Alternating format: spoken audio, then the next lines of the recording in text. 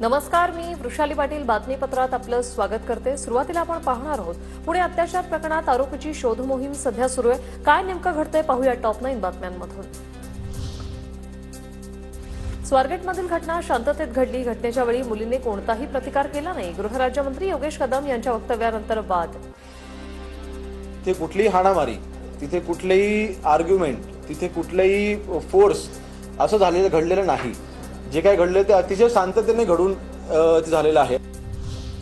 गृहराज्यमंत्री योगेश कदम आरोपीला clean chit देत आहेत। योगेश कदमांच्या विधानावरून विजय वडेट्टीवारांचा सवाल। स्वारगेट प्रकरणातील आरोपीसोबत महायुतीचं नातं काय? वडेट्टीवारांचा सवाल। पुणे अत्याचार प्रकरणी शिरूरमधील गुन्हाटे गावात पोलिसांचा फौजफाटा। 100हून अधिक पोलिसांकडून आरोपी गाडीचा शोध सुरू। आरोपी उसाच्या शेतात लपल्याचा संशय। ड्रोनसह डॉग स्क्वॉडच्या माध्यमातून तपास।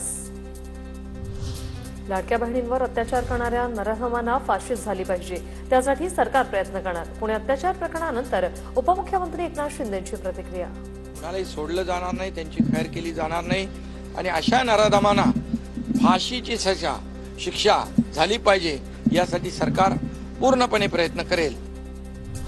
प्रत्येक बसस्थानक आणि आगाराचे तातडीने सुरक्षा लेखापरीक्षण करा। सुरक्षा रक्षकांमध्ये महिला सुरक्षा रक्षकांची संख्या वाढवा। परिवहन मंत्री प्रताप सरनाईक यांचे निर्देश। तर गृहराज्यमंत्री योगेश कदम यांच्याकडूनही स्वारगेट बसस्थानकाची पाहणी। कल्पना होती की बसचा दरवाजा उघडा आहे। ह्या कामी बसचा ड्रायव्हर असू द्या, तो कंट्रोलर असू द्या किंवा पूर्ण डेपोचा मॅनेजर असू द्या, तो जर दोषी असेल तर त्यांच्यावर सुद्धा कारवाई करण्यात।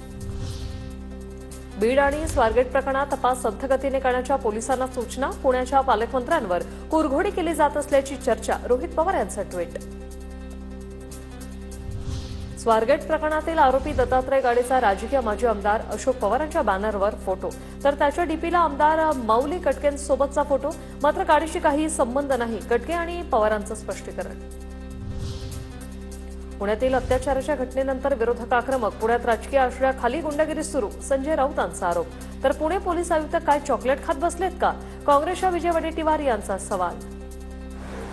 पुण्यासारख्या एका शैक्षणिक नगरीमध्ये मुली सुरक्षित नाही, तर मग पोलीस काय करताय? इथला पोलीस कमिशनर घेऊन गेलाय, तो काय करतोय? चॉकलेट खात बसलाय का तिथे? त्याला चॉकलेट खायसाठी पाठवलंय का?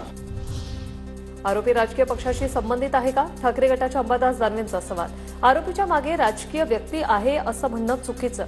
पोलीस लवकरच आरोपीला पकडतील। पुणे अत्याचार प्रकरणावर छगन भुजबळांची प्रतिक्रिया।